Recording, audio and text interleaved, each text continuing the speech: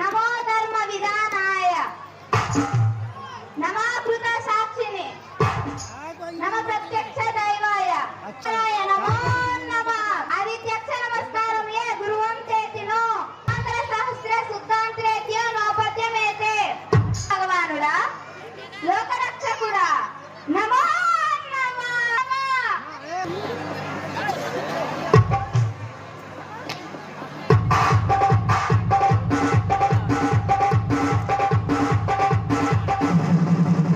ఎవరు మీరు? పాండవ మాత, మీరు ఇక్కడికి ఈ నది తీరానికి నిజంగా మీ దర్శనం నా అదృష్టం. ఆ ఆదిత్యుడు అనుగ్రహం, ఈ రాతేయుడు, ఈ సూతనందనుడు, ఈ అతిరథ పుత్రుడు మీకు హృదయపూర్వకంగా నమస్కరిస్తున్నాడు. పాండవ మాత, ఎందుకు ఈ విచారణ? ఏమిటి దుఃఖం? ఈ రాతేయుడు నేను పుత్ర ప్రేమ, మాతృ ప్రేమ, ఎంత ప్రేమ తల్లి నీకు సూతనందుడు పైన. ఇంత ప్రేమను నాడెక్కడ దాచావమ్మా? కన్న కొడుకు ఏమయ్యాడో పరిశీలించక పరితపించక హాయిగా పెళ్ళాడి ఎవరెవరికో బిడ్డల్ని కన్నావే. ఆనాడే ఈ ప్రేమ సంబంధం ఎక్కడేస్తుంది తల్లి?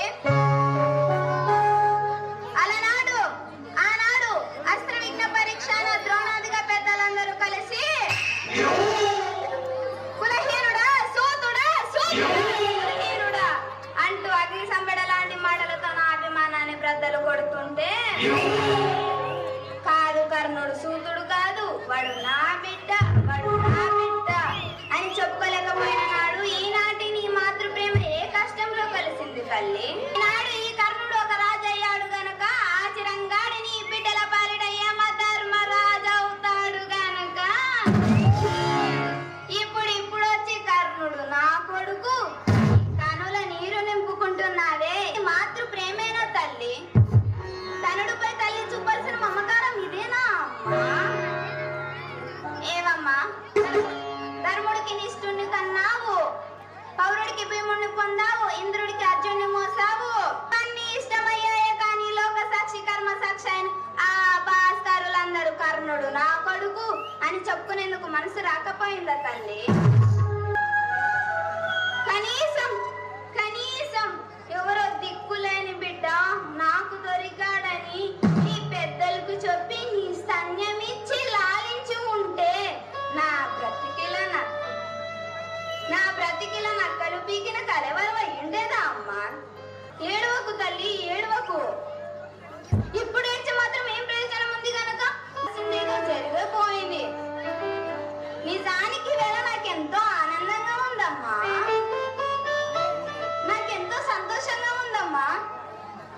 నన్ను కన్న తల్లి, నాకు ఇన్నాళ్ళుగా దూరంగా ఉన్న తల్లి, నా ప్రముఖ శత్రువులు చేస్తున్న పాండవుల కన్న తల్లి నా వద్దకు వచ్చి కుల రాజ్యాంగ సృష్టి సామ్రాజ్యుడి దగ్గర ఒక సూతుడిగా బ్రతుకుతున్న నా వద్దకు వచ్చి, నాయనా కర్ణాను నా బిడ్డవిరా అని చెప్తుంటే నీ ఆనందాన్ని ఎలా చెప్పుకోను తల్లి?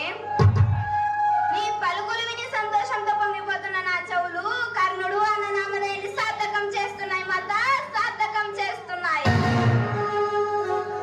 హఠాత్తుగా వత్తుల పాపనై నీ ఒడి చేరి నీ సన్నిమూర్చి హుంగారేర్చి అమ్మా అని కౌగిలించి నీలా ఐక్యమైపోవాలనుందమ్మా. ఏదమ్మా, ఒక్కసారి మరొక్కసారి నాయనా కర్ణాను నా బిడ్డవిరా అని చెప్పు తల్లి. చాలు తల్లి, చాలు. ఎవరు గుర్తించనక్కర్లేదు. సమస్త ధర్మ చక్రం ఏకమై కర్ణాను సూతుడురా అన్న నేనేం బాధపడనమ్మా. ఏమిటమ్మా చిరునవ్వులు చిందాల్సిన ఈ సమయంలో ఆ విషాద ఛాయలేంటమ్మా? ఏం కావాలో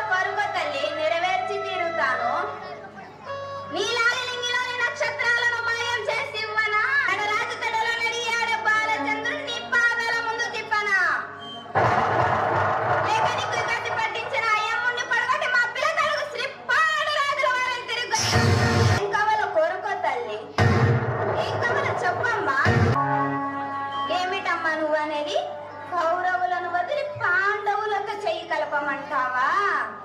అమ్మా, దుర్యోధనుడే లేకపోతే ఈనాడు ఈ కర్ణుడు నీ ముందు నిలిచేవాడా అమ్మా? ఏనాడు ఆత్మహత్య చేసుకునేవాడమ్మా? అమ్మా, రాజ్యయుగం నా రాజ్యాన్ని ఏలమని మకటం లేని మహా అధికారాన్ని నా మస్తగాన ఉంచిన ఆత్మీయుడమ్మా నా రారాజు. అమ్మా, సూతకోరితో చెలిమాడి సొక్కెళ్ళిపోతుంటే ఘాతకుడు కాదురా సూతుడైన కాని అని నన్ను మన్నించి నా స్నేహాన్ని ప్రాణంగా చూసుకున్న పవిత్ర మూర్తమ్మ నా ధార్తరాష్ట్రుడు. అమ్మా, పాండవులతో సమరానికి దుర్యోధనుడికి సైన్యం ఎంత అంటే ఎంత అని నన్ను చూపి కర్ణుడైన సేన జలం నప్పుల ప్రాణం నేనే కర్ణుడే నేను చచ్చాపిన మహావారసుడమ్మా నా రారాజు. అమ్మా, తన భార్య కొంగులాగిన తొందరపాటును కూడా నా పక్షాన భార్యకు క్షేమాపణలు చెప్పుకున్న పవిత్ర మూర్తమ్మ నా ధార్తరాష్ట్రుడు. అమ్మా, అటువంటి రారాజును వదిలి ధర్మయుద్ధుడితో జయాన్ని కయ్యం చేసుకునే బంధువుని కదమ్మా, నన్ను క్షమించు. ఈ ఒక్కటి తప్ప ఏదైనా కోరుకో తల్లి, నెరవేర్చి తీరుతాను. ఏమిటమ్మా నువ్వు అనేది? రణరంగంలో పాండవులను వధించరాదా?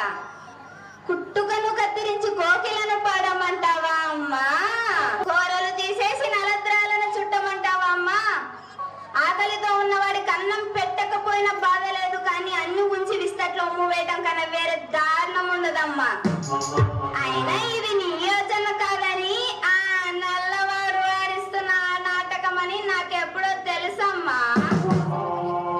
రాయబారానికి వచ్చిన నాడే రాజుకు వచ్చాడు రాజీవాక్షుడు. సామ్రాజ్యాన్ని ఏలితే నాకు పట్టగడతానన్నాడు, అప్పుడే కాదన్నాను. అమ్మా, పరమ పతివ్రతలో ఒకటిగా పేరొందిన నీ గారాల కోడలు పాంచాలితో నాకు పరిణయం జరిపిస్తానన్నాడమ్మా. అయినా నేనేం పట్టించుకో. అమ్మా, రణరంగంలో పాండవులను వధించరాదా? అమ్మా, మాటిచ్చాను, మాట నిలబెట్టుకుంటాను. ఆచీరంగంలో పాండవులను వధించరాదా? ధర్మరాజు శాస్త్రాలతో తప్ప శస్త్రాలతో పరిచయం లేనివాడు, ఎవరిని వధించను.